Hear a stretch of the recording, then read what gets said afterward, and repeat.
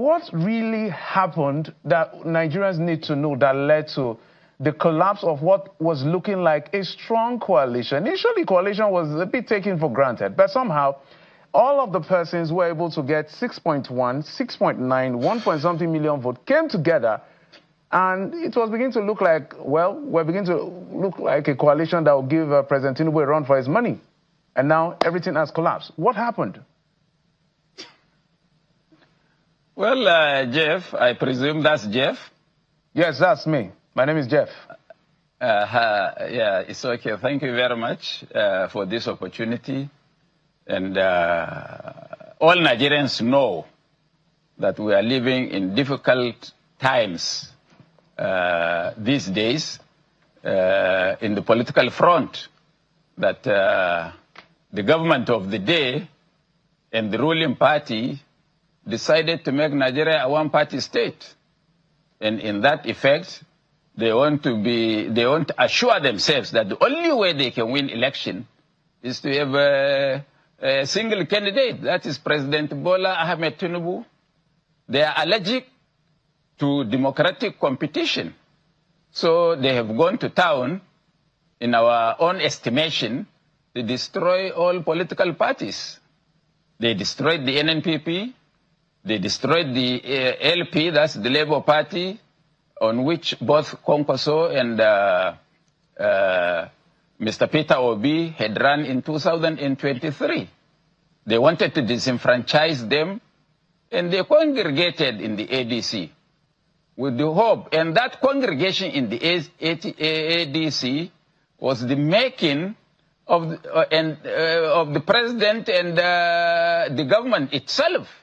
Because if not for what they did, I don't think some of those gladiators will ever come under the same roof. However, all that is history. Any sensible Nigerian, every intelligent Nigerian should know that the judgment of Justice Joyce Abdul Malik on Wednesday last week and the judgment of the Supreme Court on Thursday last week has completely disenfranchised the ADC as a viable political vehicle for the 2027 elections.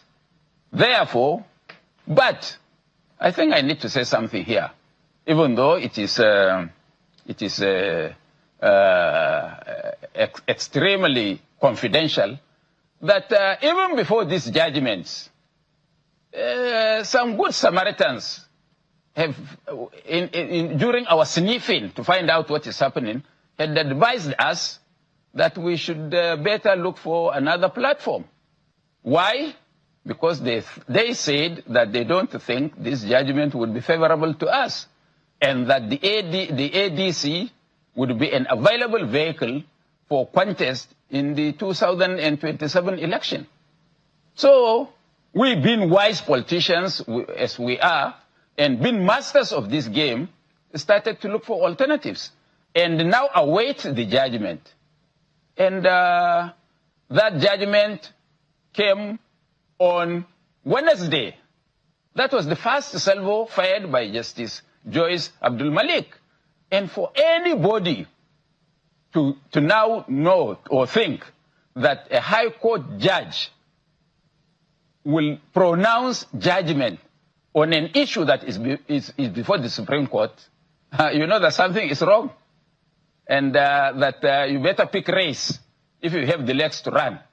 So we waited for the Thursday judgment. That happened. So we now started reaffirming our position to look for an alternative. And it is this alternative that culminated in us yesterday, the principals declaring for NDC party. So, and I would want to say categorically on this program that we had asked some of our allies in the ADC to really pick race and look for an alternative platform, because the judgments have sown a booby trap for all those that will be trapped in it. And so, I even want Mr. Galadima, if I may comment. Any wise politician... Yes.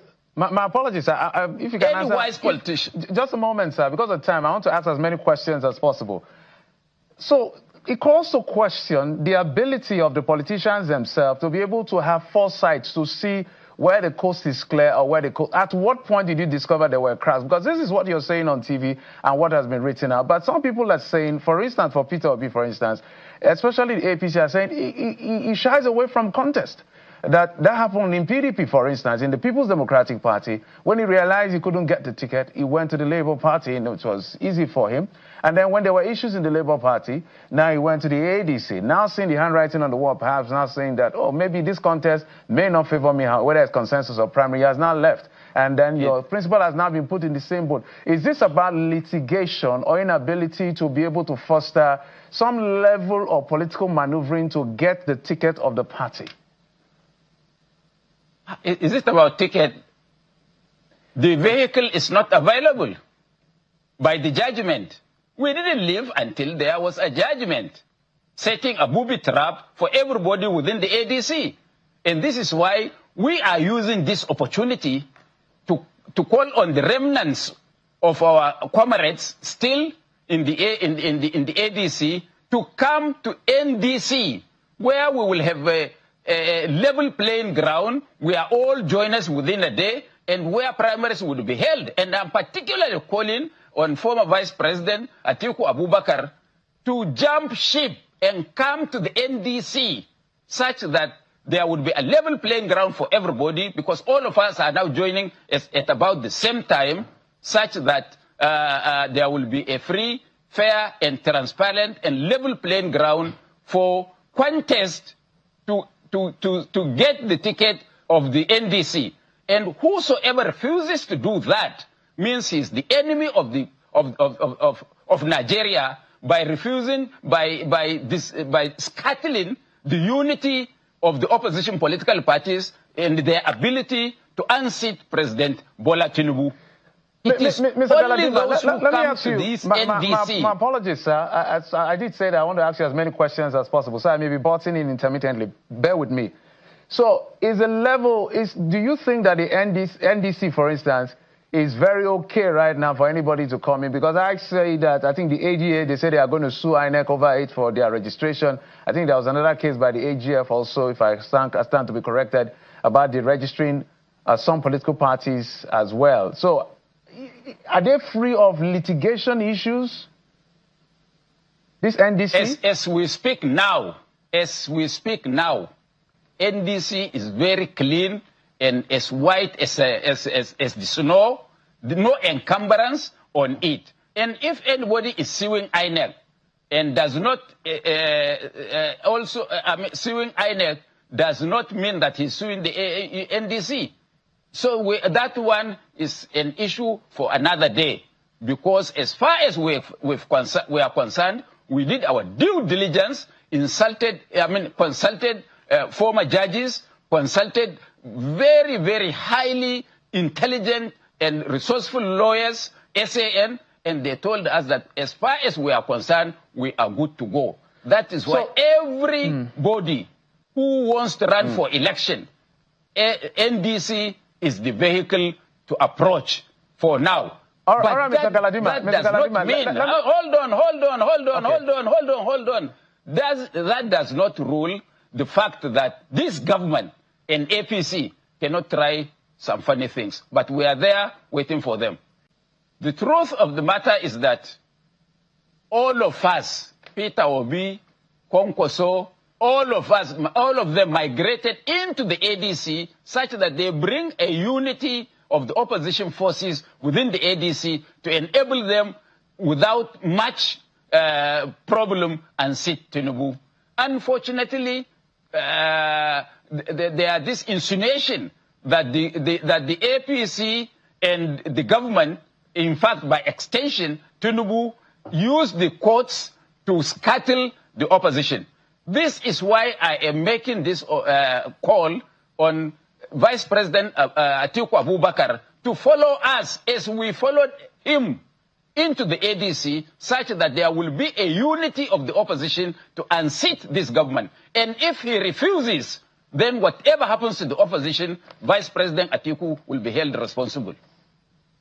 I didn't get that clearly. Just a moment, but in closing, you just wanted clarity. The clarity is that all the political gladiators are now in the ADC, and if anybody is outside, as Kwankwaso was outside in the ADC and he was persuaded to come in. So we are also pleading with Vice President Atiku Abubakar to come into the NDC such that we can consolidate again and remove the incumbent government.